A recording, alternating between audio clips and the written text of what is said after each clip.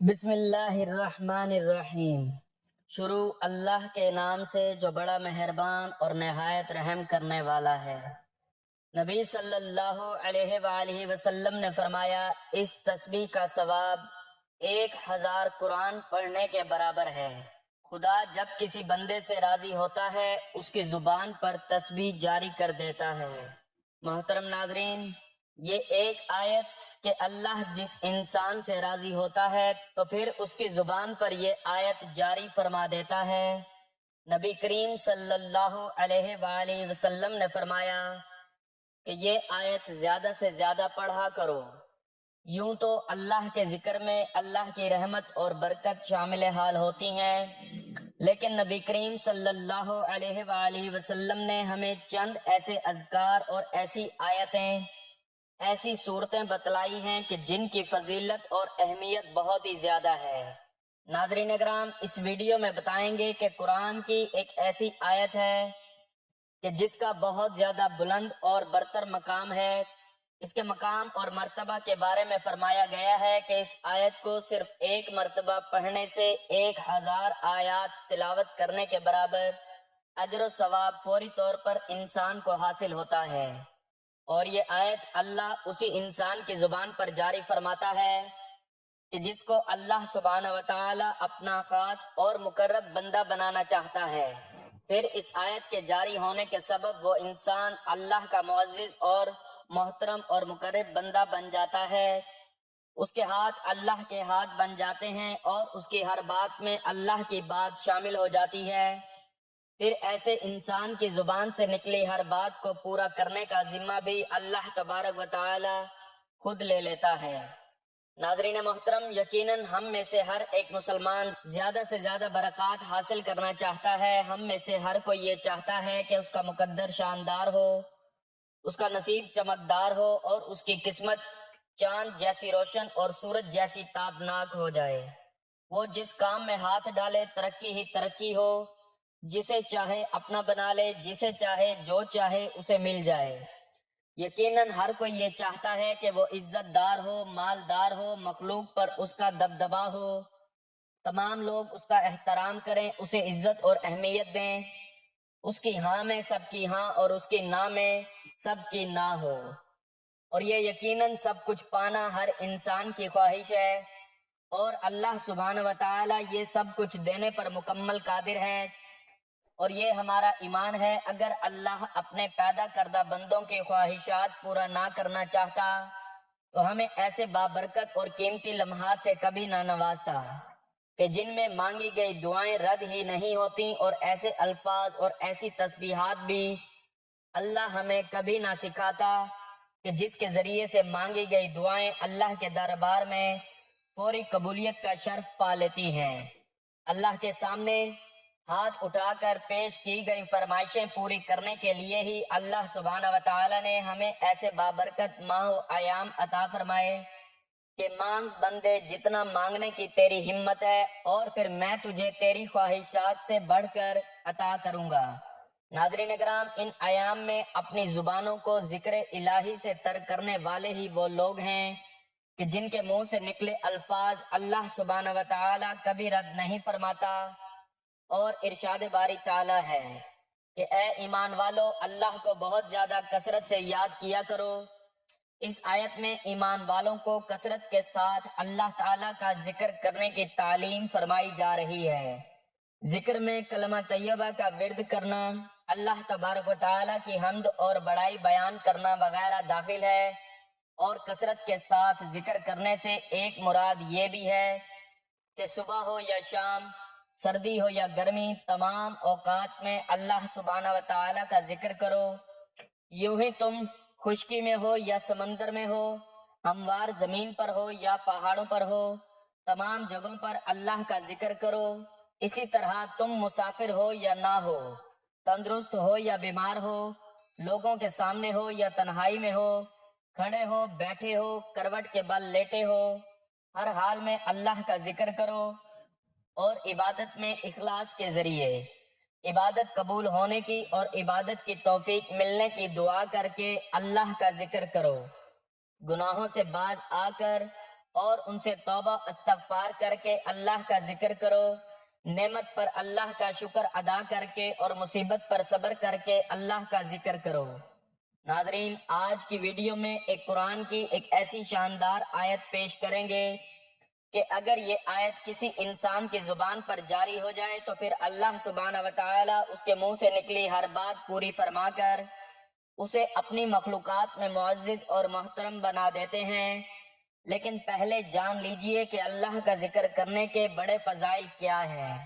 حضرت عبداللہ ابن عمر رضی اللہ تعالیٰ عنہ سے روایت ہے کہ نبی کریم صلی اللہ علیہ وآلہ وسلم نے فرمایا، کسی شخص کا کوئی عمل ایسا نہیں جو اللہ کے ذکر سے زیادہ اس کے حق میں اللہ کے عذاب سے نجات دلانے والا ہو۔ لوگوں نے عرض کی کہ کیا اللہ عز و جل کی راہ میں جہاد کرنا بھی نہیں؟ تو ارشاد فرمایا کہ اللہ کی راہ میں جہاد بھی ذکر کے مقابلے میں زیادہ نجات کا باعث نہیں، مگر یہ کہ مجاہد اپنی تلوار سے خدا کے دشمنوں پر اس قدر وار کرے کہ تلوار ٹوٹ جائے۔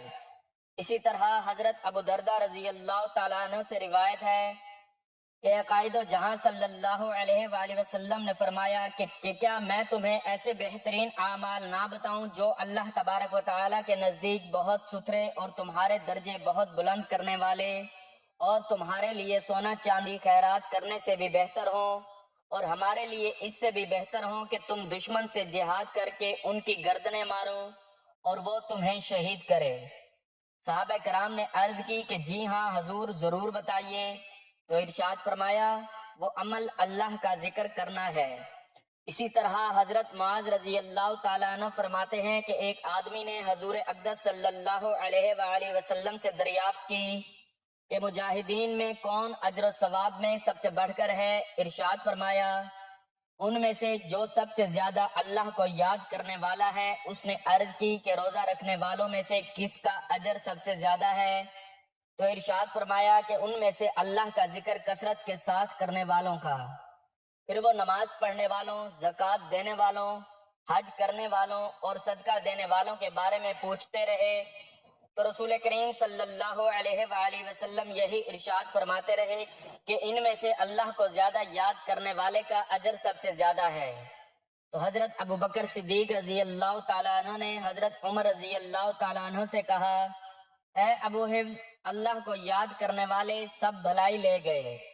رسول اللہ صلی اللہ علیہ وآلہ وسلم نے فرمایا، ہاں وہ بھلائی لے گئے۔ ناظرین، حضور اکرم صلی اللہ علیہ وآلہ وسلم نے یہ بھی فرمایا کہ جس کا دل اللہ کے ذکر میں لگا رہتا ہے، اللہ اس کے دل کو ایمان سے بھر دیتا ہے اور اسے اپنی رضا عطا کرتا ہے۔ اور ایک اور حدیث میں یہ ہے کہ اللہ تعالیٰ فرماتا ہے کہ میں اپنے بندے کے ساتھ ہوں جب وہ مجھے یاد کرتا ہے اور اس کی زبان میرے ذکر سے تر رہتی ہے۔ نبی کریم صلی اللہ علیہ وآلہ وسلم نے یہ بھی فرمایا کہ جب تم کسی کو دیکھو کہ وہ اللہ کے ذکر کی تسبیح کرتا ہے تو سمجھ لو کہ اللہ اسے پسند فرماتا ہے۔ اسی طرح ایک اور حدیث ہے کہ جب تم میں سے کوئی شخص کسی مجلس میں بیٹھا ہو اور وہاں اللہ کا ذکر نہ ہو تو وہ مجلس اس کے لیے باعث افسوس ہوگی، اور اگر وہ اللہ کا ذکر کرتا ہے تو اللہ کی رحمت اس مجلس میں نازل ہوتی ہے اور فرشتے اس مجلس میں حاضر ہو جاتے ہیں، اور پھر اللہ کا ذکر کرنے والوں کو مغفرت کا وعدہ دیا جاتا ہے۔ ناظرین اکرام، اللہ ہمیں ہر وقت اور ہر حال میں اپنا ذکر کرتے رہنے کی توفیق عطا فرمائے، آمین یا رب العالمین۔ بھائیوں اور بہنوں، احادیث میں اللہ کا ذکر کرنے کی بہت سی دینی اور دنیاوی برکات بیان کی گئی ہیں، اور یوں ہی علماء کرام نے بھی اپنی کتابوں میں اس کی بہت سی برکات بیان کی ہیں، جن میں سے چند یہ ہیں کہ اللہ تعالیٰ کا ذکر کرنا اس کی رضا حاصل کرنے کا ذریعہ ہے، اس کی برکت سے اللہ کا قرب نصیب ہوتا ہے، معرفت الہی کے دروازے کھلتے ہیں، ذکر کرنے والے کو اللہ حیات فرماتا ہے، اور یہ اللہ کے عذاب سے نجات دلاتا ہے۔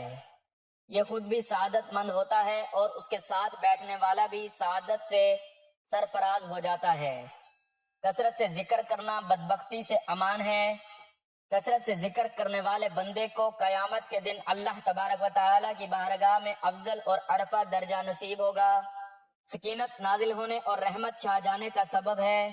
گناہوں اور خطاؤں کو مٹاتا ہے۔ اللہ کے ذکر کے برکت سے بندے کا نفس شیطان سے محفوظ رہتا ہے اور شیطان اس سے دور بھاگتا ہے۔ تو ناظرین کرام، نبی کریم صلی اللہ علیہ وآلہ وسلم نے فرمایا کہ قرآن پاک کی ایک ایسی آیت ہے کہ جس کو ایک مرتبہ پڑھنے سے 1000 آیات پڑھنے کا ثواب حاصل ہوتا ہے۔ اللہ تعالیٰ کی کتاب قرآن مجید ایک ایسی ہدایت ہے جو انسان کی زندگی کے تمام پہلوؤں کو درست کرنے کے لیے نازل کی گئی ہے، اور قرآن کی ہر آیت میں حکمت اور برکت ہے، لیکن بعض آیات کو خاص فضیلت اور اہمیت حاصل ہے۔ اللہ تعالیٰ ہر چیز پر قادر ہے، وہ خالق کائنات بھی ہے اور مالک کائنات بھی۔ وہ کسی بھی سبب کے بغیر جو چاہے نتائج پیدا کرنے پر قادر ہے۔ اللہ تعالیٰ نے جب سے یہ کائنات بنائی ہے، یہ اللہ تعالیٰ کے بنائے ہوئے ضابطے اور قوانین کے مطابق چل رہی ہے۔ اللہ تعالیٰ ہر چیز پر قادر ہونے کے باوجود کسی پر بھی زبردستی ہدایت کو مسلط نہیں کرتا، بلکہ یہ اختیار انسان کو دیا ہے کہ وہ ہدایت چاہتا ہے یا گمراہی۔ اللہ تعالیٰ کو اختیار بندگی مقصود ہے، نہ کہ جبری۔ ارشاد باری تعالیٰ ہے، اور اے محبوب صلی اللہ علیہ وآلہ وسلم، آپ فرما دیجئے کہ حق تمہارے رب کی طرف سے ہے، تو جو چاہے ایمان لائے اور جو چاہے کفر کرے۔ سورۃ المدثر میں ارشاد باری تعالیٰ ہے، یہ تو ایک یاد دہانی ہے، پس جس کا جی چاہے نصیحت حاصل کرے۔ قرآن پاک کی ان آیات مبارکہ سے یہ بات واضح ہو گئی ہے کہ اللہ تعالیٰ نے حق کو واضح فرما دیا ہے، لیکن اس بات کے لیے کسی کو مجبور نہیں کیا کہ وہ اس کو قبول کرے۔ اگر اللہ تعالیٰ چاہتا تو انسان لازمی حق کو تسلیم کرتا اور ہدایت کے راستے پر چلتا، لیکن اللہ تعالیٰ نے یہ اختیار انسان کو دیا۔ ارشاد باری تعالیٰ ہے، اور اگر آپ کا رب چاہتا تو زمین پر جتنے لوگ ہیں سب کے سب ایمان لے آتے، تو پھر کیا آپ لوگوں کو مجبور کریں گے کہ وہ ایمان لانے والے ہو جائیں؟ یعنی کہ اللہ تعالیٰ چاہتا تو لوگوں سے ان کا اختیار واپس لے لیتا اور سب کو ایمان والا بنا دیتا، لیکن اللہ تعالیٰ اس طرح کسی کا جبری ایمان لانا مطلوب نہیں، بلکہ اللہ تعالیٰ نے حق اور باطل کو واضح کر دیا ہے۔ اب جس کا جی چاہے حق کا راستہ اختیار کرے اور جس کا جی چاہے گمراہی کے راستے پر چل پڑے۔ ارشاد باری تعالیٰ ہے، دین کے معاملے میں کوئی زبردستی نہیں، ہدایت گمراہی سے الگ ہو چکی ہے۔ انسان کو صرف وہی چیز ملتی ہے جس کا وہ طالب ہوتا ہے۔ اگر انسان ہدایت کا طالب ہوگا تو اللہ تعالیٰ اسے ضرور سیدھی راہ دکھائے گا، اور اگر انسان ہدایت کے راستے پر نہیں چلنا چاہتا تو اللہ تعالیٰ بھی اسے جبراً ہدایت کے راستے پر نہیں چلائے گا۔ ہدایت صرف اسے ہی ملتی ہے جو اس کا طلبگار ہو۔ ارشاد باری تعالیٰ ہے، اور کافر کہتے ہیں ان پر کوئی نشانی ان کے رب کی طرف سے کیوں نہ اترے، تم فرماؤ بے شک اللہ جسے چاہے گمراہ کرتا ہے اور اپنی راہ اس کو دکھاتا ہے جو اس کی طرف رجوع کرے۔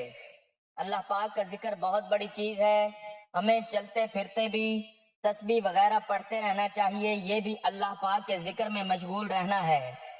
اگر کوئی قرآن کریم کی تلاوت کرے تب وہ تو اعلیٰ درجے کے ذکر میں مشغول ہے۔ جو شخص رات میں قرآن کریم کی صرف 10 آیات کی تلاوت کرے گا تو وہ شخص اللہ پاک کے ذکر میں مشغول رہنے والا شمار ہوگا۔ حضرت ابو سعید خدری رضی اللہ تعالیٰ عنہ فرماتے ہیں، ترجمہ: جس شخص نے ایک رات میں قرآن کریم کی 10 آیات کی تلاوت کی تو وہ شخص ذاکرین میں لکھا جائے گا۔ جس نے 100 آیتیں پڑھی تو وہ شخص اطاعت گزار بندوں میں لکھا جائے گا۔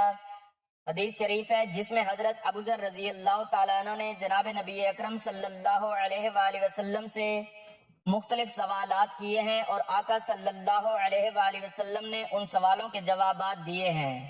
پھر انہوں نے وصیت کرنے کی درخواست کی تو آقا صلی اللہ علیہ وآلہ وسلم نے جو کچھ ارشاد فرمایا ملاحظہ فرمائیں۔ حضرت ابوذر رضی اللہ تعالیٰ عنہ فرماتے ہیں کہ میں نے کہا، اے اللہ کے رسول صلی اللہ علیہ وآلہ وسلم، مجھے وصیت کیجئے۔ آپ صلی اللہ علیہ وآلہ وسلم نے فرمایا، ترجمہ: میں آپ کو تقوی اختیار کرنے کی وصیت کرتا ہوں، کیونکہ وہ سارے معاملات کی جڑ ہے۔ میں نے کہا، اے اللہ کے رسول صلی اللہ علیہ وآلہ وسلم، کچھ مزید وصیت فرمائیں۔ پھر آپ صلی اللہ علیہ وآلہ وسلم نے فرمایا، ترجمہ: قرآن کریم کی تلاوت اور اللہ کے ذکر کا اہتمام کرو۔ کیونکہ یہ زمین دنیا میں تمہارے لیے نور ہے اور آسمان آخرت میں تمہارے لیے ذخیرہ ہے۔ قرآن کریم کی تلاوت کے حوالے سے جن فوائد کو تحریر کیا گیا ہے ان کے علاوہ اور بھی بہت سے فوائد ہیں۔ مثلاً جو شخص قرآن کریم کو مضبوطی سے تھام لے گا، قرآن کریم اس کو بدی سے روک دے گا، اور جو شخص قرآنی احکامات پر عمل کرے گا، قرآن کریم اس شخص کے لیے جہنم کی آگ سے حفاظت کا ذریعہ بنے گا۔ قرآن کریم کی تلاوت سے اگر اللہ پاک کی رضا مقصود ہو تو اللہ پاک اس شخص کو کامیابی عطا فرمائیں گے۔ قرآن کریم کی تلاوت ایک مومن کو سیدھے راستے کی رہنمائی کرتا ہے۔ قرآن کریم اللہ پاک کی مضبوط رسی ہے، جس نے بھی اسے مضبوطی سے پکڑ لیا، اس کی تلاوت کی، وہ دنیا و آخرت کی نعمتوں سے مالا مال ہوگا۔ تلاوت قرآن کریم سے شرح صدر پیدا ہوتا ہے۔ قرآن کریم کی تلاوت روحانی اور جسمانی بیماریوں کے لیے دوا کا کام بھی کرتی ہے۔ اللہ پاک ہم سب کو قرآن کریم کی تلاوت کی توفیق عطا فرمائے، آمین ثم آمین۔ ناظرین، سورۃ حدید کی آیت نمبر 3 ایسی ہے، ایک آیت ہے جس کی تلاوت کی بڑی فضیلت آئی ہے، اور یہ آیت اللہ کے صفات اور اس کی قدرت کو بیان کرتی ہے، اور اس کی تلاوت کرنے والے کو ایک عظیم ثواب ملتا ہے۔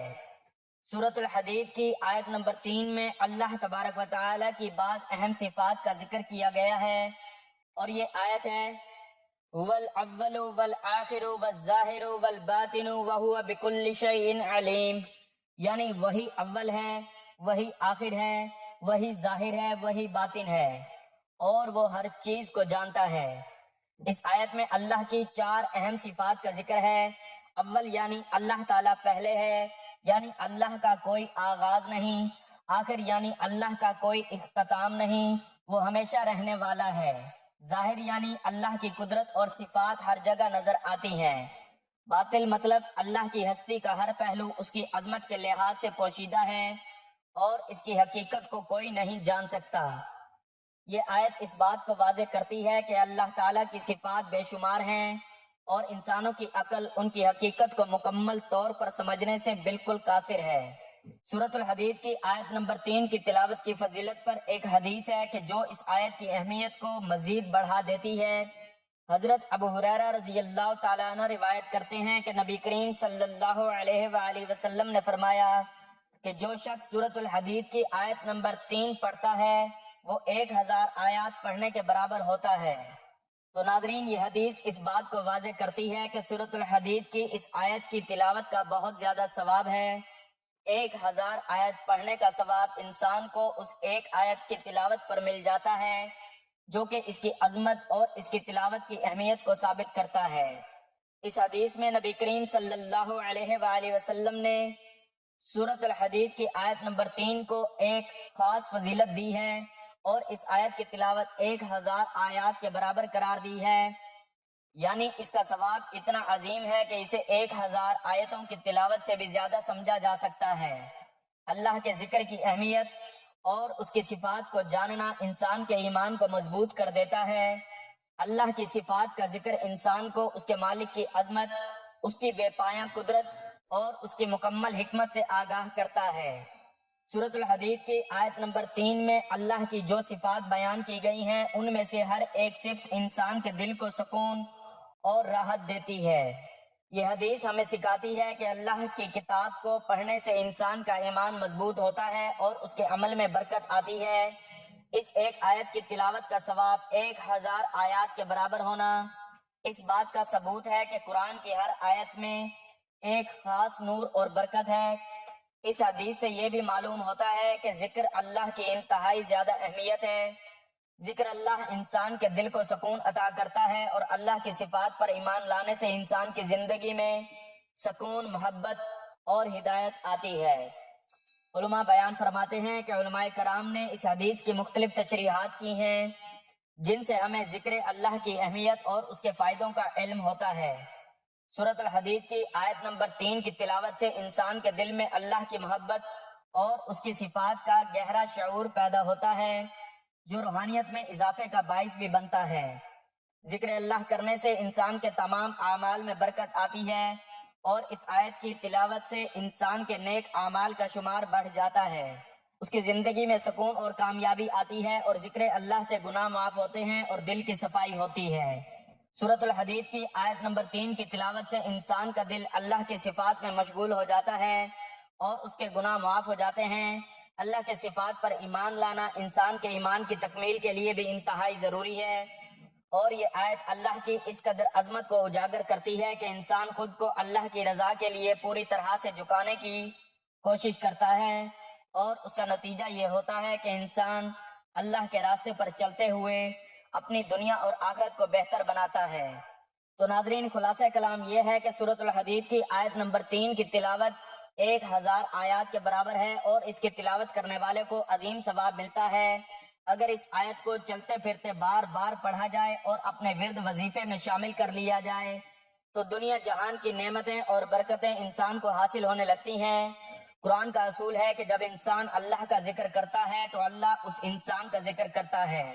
انسان جب مجلس میں اللہ کا ذکر کرتا ہے تو اللہ اس سے بہتر مجلس یعنی فرشتوں کی مجلس میں انسان کا ذکر کرتا ہے، اور جب انسان اللہ کی تعریف کرتا ہے تو اللہ انسان کی تعریف بیان کرتا ہے، اور یہ اصول مسلمہ ہے، اس میں کسی قسم کے کوئی شبہ اور شک کی گنجائش نہیں ہے۔ لہٰذا سورۃ الحدید کی آیت نمبر 3 میں انسان جب اللہ کی صفات بیان کرتا ہے تو کیونکہ اس آیت کا اجر 1000 گنا دیا جاتا ہے، لہٰذا اللہ سبحانہ وتعالی اس آیت کا ورد کرنے والے کی صفات 1000 گنا یا اس سے زیادہ بیان فرماتا ہے۔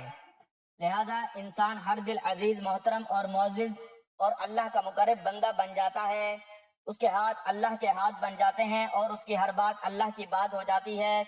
لہٰذا ایسے انسان کی زبان سے نکلے الفاظ فوری بارگاہ الہی میں قبولیت کا شرف حاصل کر لیتے ہیں، اور فرمایا گیا ہے کہ اس آیت کا ورد وہی لوگ کرتے ہیں جن کو اللہ اس آیت کا ورد کرنے کے لیے منتخب کر لیتا ہے۔ کوئی بد اخلاق، بد اخلاص اور رذیل انسان اس کا ورد کرنے کی جسارت ہی نہیں کر پاتا۔ لہٰذا جو شخص اس آیت کو اپنے ورد میں شامل کرنے میں کامیاب ہو جائے تو وہ سمجھ لے کہ اللہ اس سے راضی ہے اور وہ اللہ کا نیک اور مقرب بندہ بن چکا ہے۔ تبھی اللہ سبحانہ وتعالی نے اسے اس آیت کا ورد کرنے کی توفیق عطا فرمائی ہے۔ اللہ تبارک و تعالی سے دعا ہے کہ وہ ہمارے تمام گناہوں کو معاف فرمائے کہ جن کے سبب ہمارے دلوں پر زنگ لگ چکا ہے اور جن کے سبب ہماری زبانوں پر اللہ کا ذکر جاری نہیں ہوتا۔ آمین یا رب العالمین۔ ناظرین، گزارش ہے کہ اللہ تعالیٰ کے 99 ناموں میں سے کوئی ایک نام لکھ کر کمنٹس میں ضرور شیئر کریں۔ اللہ تعالیٰ ہم سب کا حامی و ناصر ہو۔